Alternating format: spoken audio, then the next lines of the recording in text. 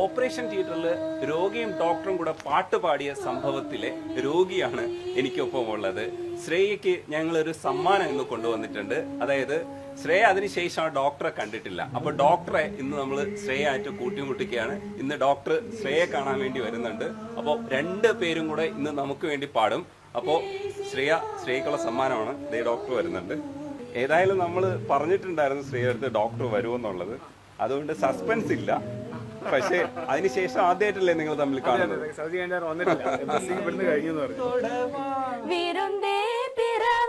മാർബോടു കൺകൾ മൂടവാ മലരേ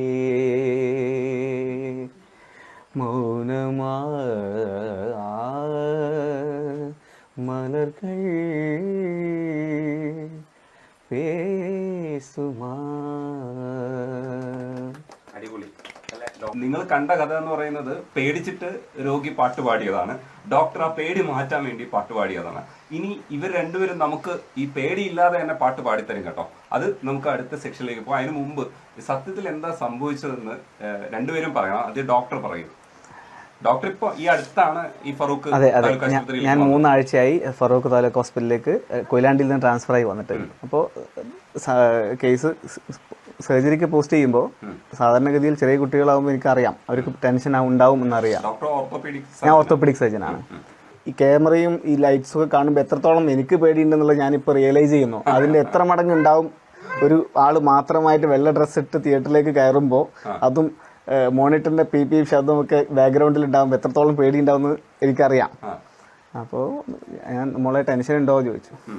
ടെൻഷനൊന്നും ഇല്ല എന്നാണ് കൂളായിട്ട്. വളരെ എനിക്കൊരാവേശമായി. എന്നാ നമ്മളൊരു പാട്ട് പാടി പറഞ്ഞു.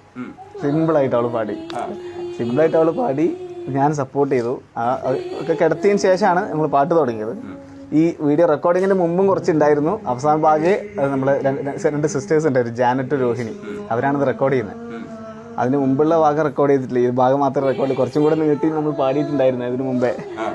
അപ്പോൾ ടെൻഷൻ ഉണ്ടോ ചോദിച്ചില്ല. അങ്ങനെ അവൾ പാട്ട് കഴിഞ്ഞ് അവളുടെ സ്ട്രെസ് റിലീവ്ഡ് ആയി എനിക്ക് തോന്നിയപ്പോൾ ഞാൻ പ്രൊസീജിയറും വളരെ കൂളായിട്ട് സംസാരിച്ചുകൊണ്ട് തന്നെ, മൈനർ പ്രൊസീജിയർ ആയിരുന്നു, അതുകൊണ്ട് പെട്ടെന്ന് തീർന്നുകയും ചെയ്തു.